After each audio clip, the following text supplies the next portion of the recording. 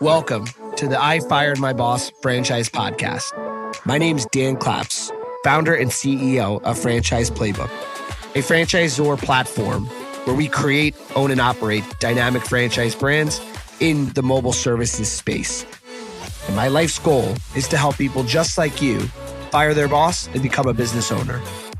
And I'm Christian Dadalak, top franchise consultant and co-founder of Real Franchising, a leading franchise consulting firm.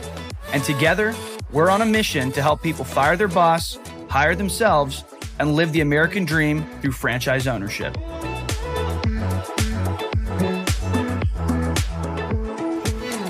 Hello, and welcome to another episode of the I Fired My Boss podcast with your host, Dan Claps here. Excited to put out this episode. It's been a little bit since I've made a podcast. I've been a little bit busy with traveling and operations, but finally had a quick 20 minutes to get back on here and get back in the routine of putting out content for all of you listeners. So excited about the topic today. A little bit of a broad topic. I'm going to kind of bounce around between observations I've had with running a franchise system, really geared toward franchise owners and prospective franchise owners. If you're listening to this, you're either a Voda franchise owner or potentially looking at becoming one, or maybe you're looking at other franchise opportunities, or maybe you're a franchise owner in a totally different system, right? These are the typical people. These are the typical people listening to my podcast, as well as franchisors. Maybe you're thinking of starting a franchise system, or you already are, whether that's in the home services space or in a different vertical. But what I want to start off with talking about is really the realization that I've had about running a business. And I think this is true for really almost any business, which is the fact that most people are overcomplicating what their business is and does and why they do the business. And so I'm going to give you an example. When I talk to prospective franchise owners in the Voda system, or I talk with someone that's in our system, I always like to remind people that our business is simple, but it's not easy, right? And so a simple meaning, when I think of our business, if you really distill it down to its core, what we do is we get leads, we sell jobs, we provide an exceptional service. We ask for a 5-star review, which has allowed us to get over 10,000 5-star reviews right now in 32 states. But we ask for a 5-star review. We ask for referrals because one job can lead to many other jobs. You already paid for the marketing. You already drove the truck there, right? If you can get to someone's house and provide a great service and you ask for referrals, that's really the way to get more business out of your lead spend, out of your Google spend, etc. And then you repeat, right? And so if you boil it down, it's like get leads, sell the job, provide an exceptional service, ask for reviews, ask for referrals, repeat. Have more money come into the business bank account than out. Or at least that's the goal, right? As you build your business. That is what we do. And you just do it again and again and again, over and over and over, and the business grows. And of course, there's so many things that go into running your business. But at the core, that's the business you're in. You're in a sales and marketing business and a customer service experience business. And I think it's the same as a franchisor. When I think about running the Voda system, it's like, bring in great franchise owners, train them more than humanly possible, train them as much as you possibly can, forever, ongoing, right? Help provide leads, help provide bookkeeping, help provide call center and marketing and sales playbooks and training and support, right? And culture and motivation and therapy sessions when things are a little bit, rougher for an owner. And then repeat that over and over and over and over. Go out there, find national accounts, bring them in, repeat that over and over and over, and bring in more and more owners, and then reinvest the money that you make from, royalties, etc., back into creating even more support for even more owners. And you repeat this over and over and over. And really, if you think about from a franchisor perspective, then you focus on every single one of your independent owners, each one of your franchise partners, top line, right? The key metrics that matter, their top line revenue, their average ticket, their lead conversion rate, their marketing spend, and then down to, if they have a strong average ticket and customer acquisition costs to lifetime value, and their conversion is strong and their top line is strong, and you work on getting their gross profit margin to be strong, and then hopefully everything below the line to have strong unit economics where there's profitability. And you repeat that over and over and over across 10, 20, 30, in our case, 110 different franchise owners. And then you do all of that over and over and over. And that's how the business grows, right? You go from 10,000 5-star reviews to 100,000 to millions, right? And you all of a sudden, you don't become the largest, restoration and cleaning company in America by doing anything other than thinking about being that way, planning to be that way, and then acting in all the small ways that you have to do over and over and over and over again. And so I feel like the theme really of this podcast is that success is all about the repetition. It's funny. This morning I was looking at LinkedIn and I saw a post that basically showed what most people's thought of what success looks like, and it was a line going up and to the right, and how as you work, it goes up and up and up and up, and results follow. And what the illustration showed is reality of success is actually your line is straight for a really long time, and then all of a sudden it curves right up, like almost like a 90-degree angle, meaning you push and you push and you push and you do the right thing and the best, and you act the best and you do the best over and over and over and over and over. And it feels like you're not getting results. And then boom, all of a sudden you do. And it's interesting because this relates so much to so many things in life. Give you an example. I'm pretty heavy in my fitness journey right now, trying to get back into a certain shape that I want to be in. And what's interesting is it's all about this big goal with a deadline, which I have, right? And then breaking that deadline down into bite-sized pieces on a monthly and weekly basis, and then even on a daily basis of how many calories and macros you're going to eat, how many steps you're going to get in, how much cardio you're going to do, how much weights you're going to lift. And every single day, if I can just have a little win of certain calorie deficit by the end of the day, right? And I've gotten the workouts in, every day leads to the end of the week where there's a certain, deficit of calories. And then you do that over weeks and months and you can achieve any goal.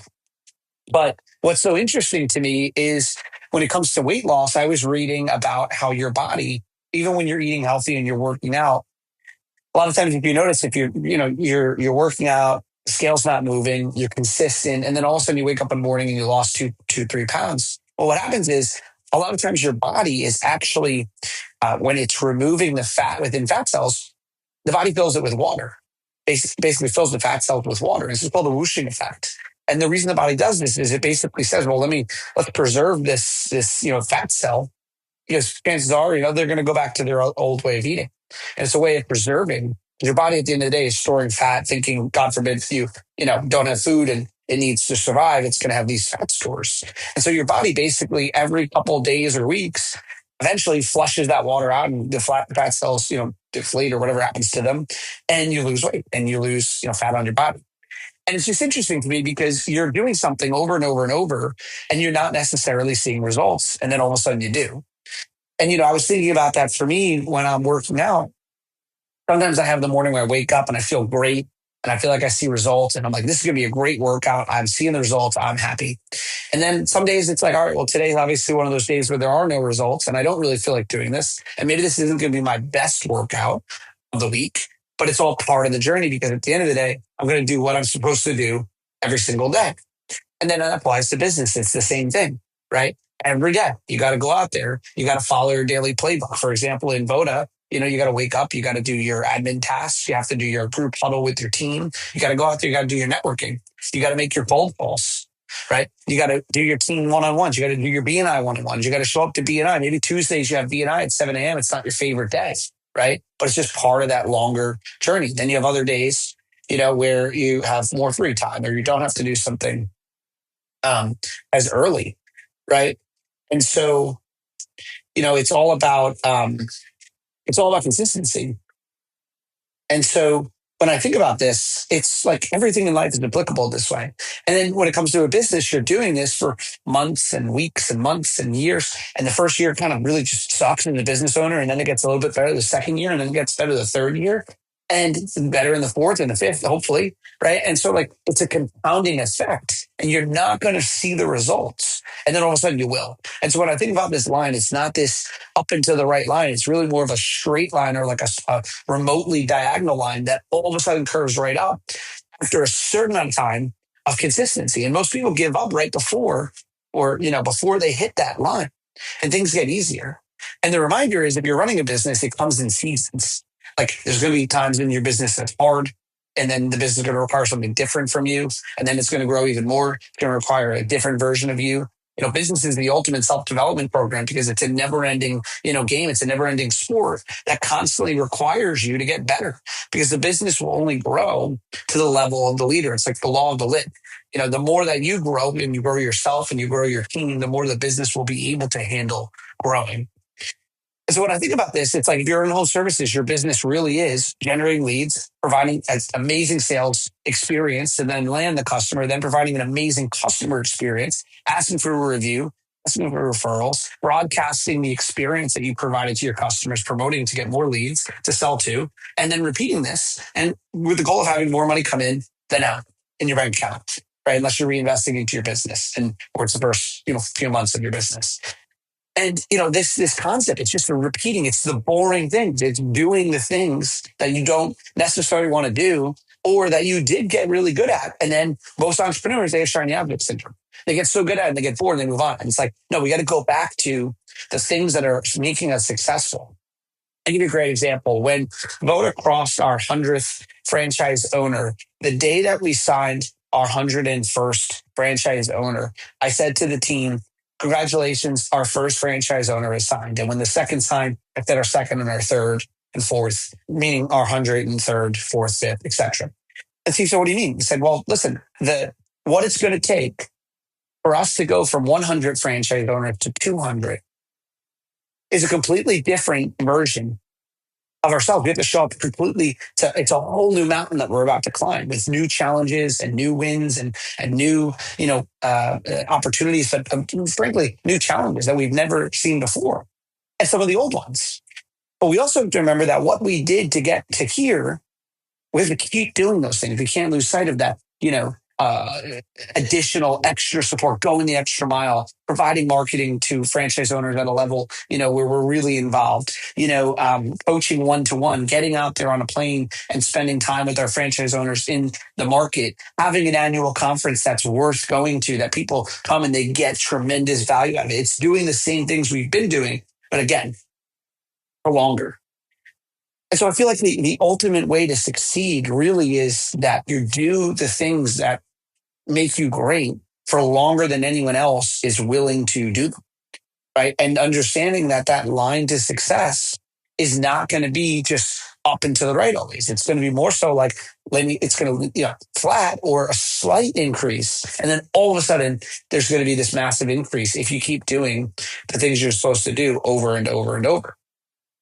And so when I think about this, it's like, what makes a great athlete who's been great for decades great? And it's like they keep doing the same things that they got them where they were. And there's a great book called What Got You Here Won't Get You There. And there is some truth to that. As you're building a company, as the company gets bigger, you're going to have to require different versions of you. And, a lot of times, one of my favorite sayings as the company grows is, in order for the CEO to emerge, meaning yourself, or yourself to become the CEO, how you got to where you are, chances are you got there by hustling. And really have to take that hustler out in the backyard and, excuse the rough analogy, shoot them. Like you have to kill the hustler in you at a certain level when you become a CEO of a certain size business. And of course, you don't lose sight of that hustle mentality, but you have to transition from hustling and trying to do everything yourself to leading, right? And to building people and having this mentality of building the people that build the business. I like to think about, when I think of us building a machine that runs, and it's self-sustaining and it's dominating. I used to think about building a machine. Now I think about, how do I build the machine that builds the machine? Meaning, how do I build the people? How do I help build the people that build the other people in the organization to then build the business? That's, as it grows, there's a second layer of management, right? And so it's understanding that, in my example, our customer is the franchise owner, right? And so if I could treat my team really well, and then they treat their teams really well, and then their teams report directly with the franchise owner and they treat them really well, and then the franchise owner treats their technicians and teammates really well, and then those teammates and technicians who love the company are being treated well, treat the end user, the customer well, and then that's what leads to this flywheel spinning, and the more reviews you get and the business growing. Going back to the beginning of getting jobs, selling them, providing an amazing experience, getting a review, asking for referrals, and repeating. And getting that spin, winning that wheel to spin faster and faster, that flywheel. And, it's so interesting because, like, when you break that down, like, when it comes to your marketing, yes, marketing can always be better, but so often it's like your marketing is not the issue. It's the sales process that needs to be improved. How often are you tweaking and monitoring your sales process? How often are you, auditing your sales process and actually not being defensive, but actually saying, how can I get better at this? How can we get better at this? What are we not doing well here? And so when I think about this, it's like, um, when I think of a great sales organization, which again, in home services, that's really what you're running. It's a big part of your business is selling and marketing. When I think about this, I think about really a great sales organization comes down to a few key things. It really comes down to scripts, audits, KPIs, operations manuals, and role playing. So what is scripts, audits, operations manual, KPIs, and role playing? Well, let's break them down. Number one, script. A great sales organization understands that every sales interaction should follow a pretty similar framework. The sales process really shouldn't change. The customer gets to decide if they buy. They don't get to decide the sales process. You do, right? And so what you do when you're running a home service business, and listen, there should be some tweaks sometimes. People are people, not computers, and everyone's a little bit different. But really, your sales process should be pretty uniform, right? You have a certain way of doing things. You ask certain questions in the beginning of the conversation. You show up a certain way, first off, on time with a smile on your face, dressed well, right? You get into the home. What's the first thing you do? You compliment the homeowner on something about their home. Because if you think about it, when they're having people to your home, it's a little bit uncomfortable, right? And so when we go into the home, we say, Mr. Johnson, thanks for having me. You have a beautiful home. It's obviously you guys keep this really clean. That seems like it's something that is important to you. And what am I doing? I'm planting the seed that it's clear that their home is clean and it's important to them to keep it clean. Hence why they're going to want to buy our services as I continue through the conversation. Right? When you get into the home, it's about asking for permission, right? It's giving the homeowner a feeling of control, which is, hey, I know I'm here to go check out the water in your basement. Is it okay if we go down there now? Right? Obviously, it's okay because you're there to do that. But first, you ask for permission and you compliment on the home. And you're asking questions that give you intel, but also build rapport. People think of a salesperson, it's like, oh, they're likable, they build rapport. Building rapport really is, yes, finding common ground and getting someone to like, know, and trust you. But really, rapport is about finding ways to show the homeowner that you can help them solve this thing that they need to solve. And how you do that is not by talking so much and being persuasive or what people think of a car salesman. No, a good sales professional is actually really great at one thing, which is asking questions, powerful questions, and listening. And then when they listen with strong intent and they seek to understand the pain points of that homeowner, then you provide solutions that match those challenges.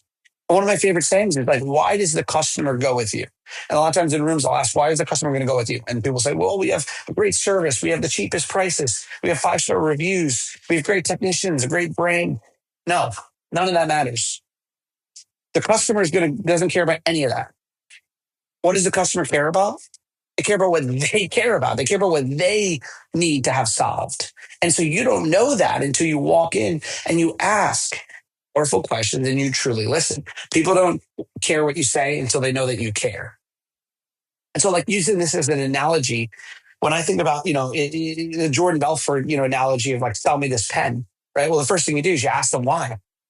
Why do they need a pen? Maybe they need a pencil. Maybe they need a calculator. You don't even know what they need.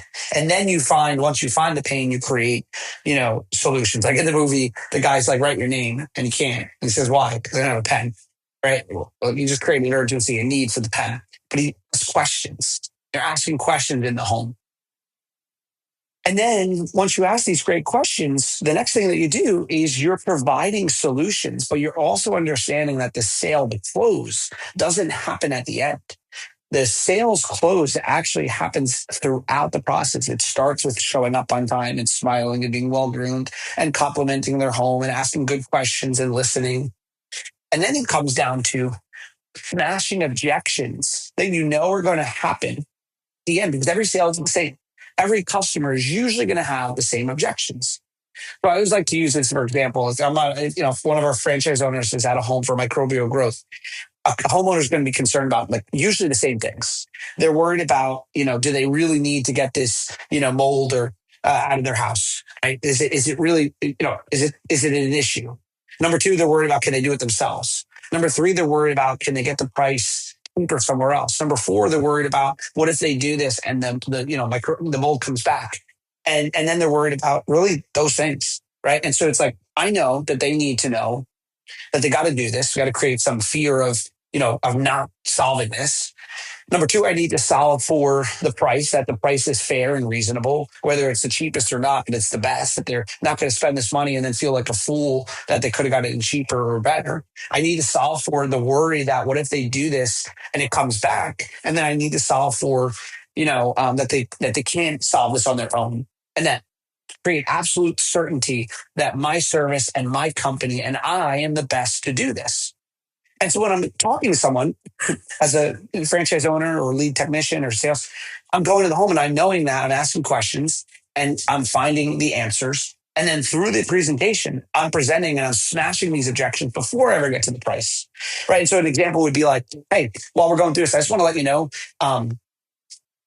this mold has grown quite a lot in the past couple of weeks. You mentioned, Mr. Johnson, that you noticed this a couple of weeks ago, right? Yeah. Okay. Well, I hate to tell you this, but if I had come here right when you noticed, it probably would have been a couple $100, right? Unfortunately, this mold has grown. It's going to be a little bit more now, but I just want you to make one promise to me. Whether you go with Voda to solve this or someone else, just promise me you guys will take care of this by the end of the week, because the only thing that happens with mold is it grows. And I'd hate to hear, not to scare you, but that you wait on this, get busy, you're traveling. I know you mentioned you're going on vacation next week, and then you come back and it's double the price. And so whether it's with me or someone else, please make me the promise that you guys will get this mold out of here as soon as possible. And what is that? That's called an upfront contract. I'm asking them to commit to solving this problem, that they see the need to solve this problem, whether it's with me or someone else, because it's not that I'm there to sell them, but they have to solve them. That's just the truth, right? And what I'm doing is I'm creating urgency, explaining that it used to be cheaper, but because they waited, it's now going to be a different price. And guess what? It's only going to get more expensive if they wait. And so we're asking for the commitment that they're going to do this now with someone, whether it's us or someone else. Now, as I'm going to continue talking with them, I'm going to cover the price, right? I just want to let you know, like, whenever I think about working with a technician or a contractor, I don't want the most expensive. I don't want the cheapest. I want the middle, right? I think our prices are the most fair for the level of service that we provide. We have over 10,000 five-star reviews around the country. Mr. Johnson, I think your kid even actually go to the same school. The reason I have over 100 reviews in our market is because I really provide an amazing service and the best price possible. So I want to make sure you know that. So that now I know when I get to the price, I've already explained that before they freeze up seeing the price. Then we go a little bit further as I'm talking with them. I'm going to mention, and by the way, you might be thinking you can get this mold out yourself. And this is my concern when people try to do that. And you explain the benefits of having a service done for them versus them doing themselves, and the issues that can be caused if they do it themselves, since they're not trained and certified on how to do this. And you explain that. And then finally, I would get to the point about and also, Mr. Johnson, I'm sure you're thinking what if you pay the money to get this mold out and it comes back? I just want to make sure I have a mold-free guarantee. If we go and take this out and it comes back, as long as you're not, soaking your walls with water every night, which I don't think you will be. And I already covered with the plumber that the source of the water is solved. This mold's not going to come back. But if it does, my team will be back here free of charge. I'll put it in the contract. You don't have to worry about that. Okay. And so then what you would do is after you've had these conversations and you smash those objections, now I would go to the price, right? And I'd say, okay, to get started, this is going to be the price. It's going to be X dollars. What should we do? And then what I would do is I would stop talking and I would listen.